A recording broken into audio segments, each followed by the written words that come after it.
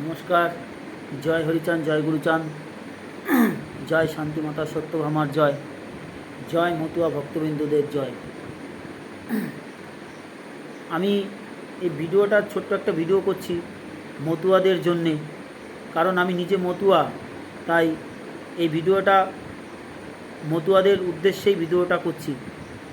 আজকে আমি কথায় কথায় শুনি মতুয়ারা একত্রিত নেই, এটা আদতেও বাস্তব। আজ যদি মতুয়ারা একত্রিত থাকতো তাহলে মতুয়ারা সরকার নির্ধারণ করত যেই বাংলায় কোন সরকার বসবে।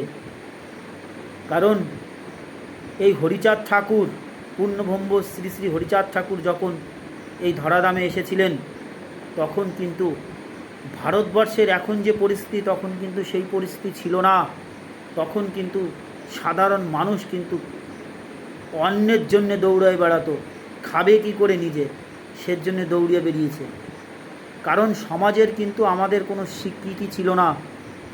কারণ তিনি যা করে গিয়েছে এই সমাজের জন্যে, পিছিয়ে পড়া ৩৬ জনজাতির জন্যে, তা কিন্তু আজ পর্যন্ত কোনো পূর্বপুরুষ করেনি। তাই তো আমার হরিচাঁদ ঠাকুর এই ধরাধামে এসেছিলেন যে এই পিছিয়ে পড়া জনজাতিকে এগিয়ে নেওয়ার জন্যে। তিনি এই আন্দোলন যখন করেছিলেন তখন কি সাধারণ মানুষ নিয়ে, যারা পড়াশুনো জানত না তাদের নিয়ে তিনি আন্দোলন করেছিলেন। আর এখন আমরা শিক্ষিত হয়ে আমরা কিন্তু এই তাঁর নাম বা তিনি যে আমাদের ধর্মগুরু, তিনি আমাদের দিক মার্গ দর্শন করিয়েছেন, সেগুলো কিন্তু আমরা ভুলে গিয়েছি। কারণ তিনি তো এই পিছিয়ে পড়া সমাজের জন্য করেছিলেন। পিছিয়ে পড়া সমাজ, যারা সমাজে পড়াশুনো যাদের অধিকার ছিল না, জল কোনো পাতকুয়া থেকে জল খাওয়ার অধিকার ছিল না, কোনো পুকুর থেকে জল নেওয়ার অধিকার ছিল না, সেই সমস্ত মানুষদের তিনি জাগ্রত করার জন্য তিনি কিন্তু আন্দোলন শুরু করেছিলেন। তাঁর সাথে যে সমস্ত পিছিয়ে পড়া ভক্ত গুসায় পাগল, তারা কিন্তু ছুটিয়ে বেরিয়েছিলেন। যে পরবর্তীকালে তিনি কিন্তু ইংরেজদের সাথেও কিন্তু তিনি যুদ্ধে আবলুপ্ত হয়েছিলেন, ইংরেজদের সাথে বিদ্রোহ করেছিলেন তাঁর আন্দোলন টিকিয়ে রাখার জন্যে। আমরা জানি না অনেকে অনেক কিছু, কিন্তু আমরা মতুয়াগড়ের ছেলে, আমরা বলি, দেখা যাচ্ছে এখন যিনি ষষ্ঠম পুরুষ রয়েছে তাঁর সম্বন্ধে বা এটা ওটা বলে থাকি, কিন্তু আদতেও দেখো বন্ধু, একবার চিন্তা করে দেখো, যখন থেকে যে আন্দোলন শুরু করেছিলেন তখনের পরিস্থিতি আগে জানতে হবে। তখন পরাধীন ভারতবর্ষ ছিল, সেই সমাজ থেকে কিন্তু আন্দোলন শুরু হয়েছে। পরবর্তীকালে তাঁর সুযোগ্য পুত্র শ্রী শ্রী গুরুচাঁদ ঠাকুর কিন্তু এই আন্দোলনকে এগিয়ে নেওয়ার জন্য তিনি কিন্তু এই ধরাধামে আসেন এবং তাঁর হাতে এই আন্দোলন সমর্পণ করেন। কারণ তিনি বুঝেছিলেন যে এই আন্দোলন আমার সুযোগ্য পুত্রের হাতে যদি দিই, তাহলে এই আন্দোলনটা সুদীর্ঘ এবং সঠিকভাবে চলবে। তাই তো গুরুচাঁদ ঠাকুর কিন্তু এই মতুয়া সমাজকে জাগ্রত করার জন্য তিনি কিন্তু ছুটে বেরিয়েছে, মানুষের দ্বারে দ্বারে ছুটে বেরিয়েছে। এবং সেই সময় মানুষ পড়াশুনো করবে কি করে? গুরুচাঁদ ঠাকুর দেখে এত দরিদ্র, এত পিছিয়ে পড়া মানুষ, এদেরকে আমি জাগ্রত করার জন্য কি করব, আমি কিভাবে এই সমাজকে তুলব। সমাজকে তোলার জন্য তিনি কিন্তু শিক্ষা দেওয়ার জন্যে তিনি যখন দিশাহারা হয়ে গিয়েছিলেন, তখন কিন্তু তার যে গুসাই পাগল এবং তাঁর যে পিতার যে গুসাই যারা ছিলেন, তাদের কাছে পরামর্শ নিয়ে তিনি কি করলেন, গোয়ালঘর থেকে তিনি পড়াশুনোর ব্যবস্থা শুরু করলেন। দেখুন, এই গুরুচাঁদ ঠাকুর কিন্তু এই সমাজকে জাগ্রত করার জন্যে তিনি কিন্তু, কারণ সমাজকে জাগ্রত করার জন্যে তাহলে কী করতে হবে? শিক্ষিত করতে হবে। শিক্ষিত না করলে তাহলে সমাজকে এগোবে কী করে? আজকে যারা গুরুচাঁদ ঠাকুরের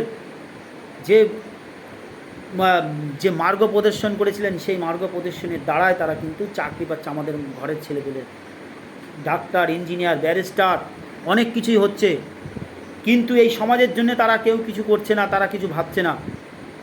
ভাব যারা ভেবে গেছে সেই সময় ভেবে গিয়েছে। এখন কিন্তু আমাদের মতুয়াগড়ের অনেক ছেলে আছে যারা বড় বড় জায়গায় রয়েছে, তারা কিন্তু আমাদের মতুয়াদের কথা ভাবছে না। তিনি কিন্তু তার সরকারি খাতায় 2400 স্কুল কিন্তু পাশ হয়েছিল, আর প্রায় 3900 স্কুল তিনি কিন্তু তৈরি করেছিলেন বেসরকারি খাতায়। আজ পর্যন্ত কোনো মহাপুরুষ বা পূর্বপুরুষ কোনো মহাপুরুষ করতে পারেনি যেটা আমার গুরুচাঁদ ঠাকুর কিন্তু করে গিয়েছে। তাই তো তার সুফল আমরা কিন্তু পাচ্ছি। পরবর্তীকালে শ্রী প্রমথরঞ্জন ঠাকুরও কিন্তু তার মার্গ প্রদর্শন করে চলেছিল। তিনি কিন্তু এই আন্দোলন তিনিও বেশি দিন রাখতে পারেনি।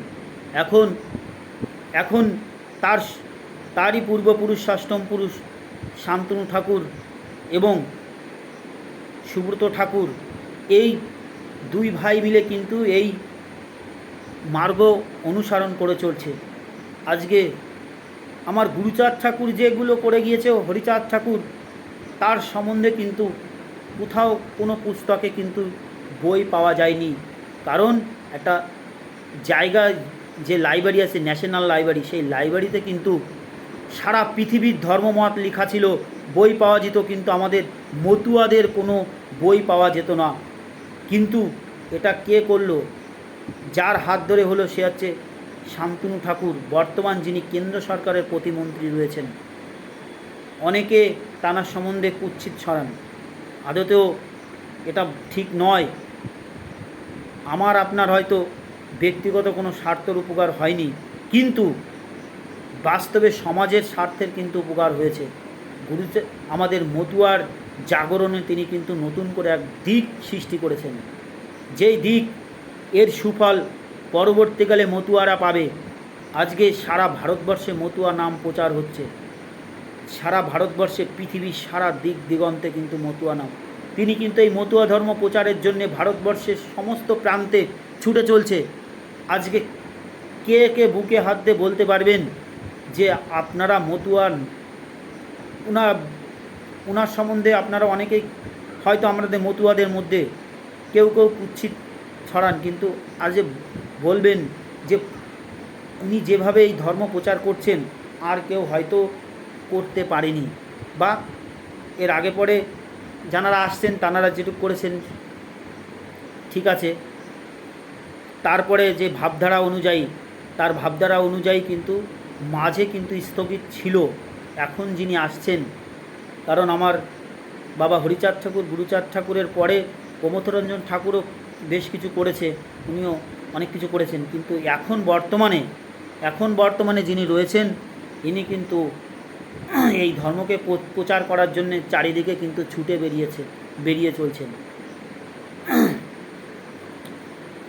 তাই তো তিনি এই সমাজের জন্যে তিনি কিন্তু অনেক দিক কিন্তু তৈরি করে রাখছেন। আজকে ঠাকুরনগর ঠাকুর বাড়িতে তিনি কিন্তু অনেক কিছু তৈরি করেছেন ভক্তদের জন্যে, যার সুফল কিন্তু পরবর্তীকালে যারা থাকবেন, যে সমস্ত ভক্তরা থাকবেন তারা কিন্তু পাবেন। কারণ এই সুফল ঠাকুর বাড়িতে গেলেই দেখতে পারবেন যে এখন কোনো ভক্ত অভুক্ত অবস্থায় বাড়ি ফিরে আসে না, তারা অন্ন গ্রহণ করেই কিন্তু বাড়ি আসে। কারণ ঠাকুর বাড়িতে এখন অন্ন সবসময় পাওয়া যায়। আর বেশি কিছু বলবো না, এখানেই রাখছি। জয় হরি বল, জয় হরিচাঁদ, জয় গুরুচাঁদ।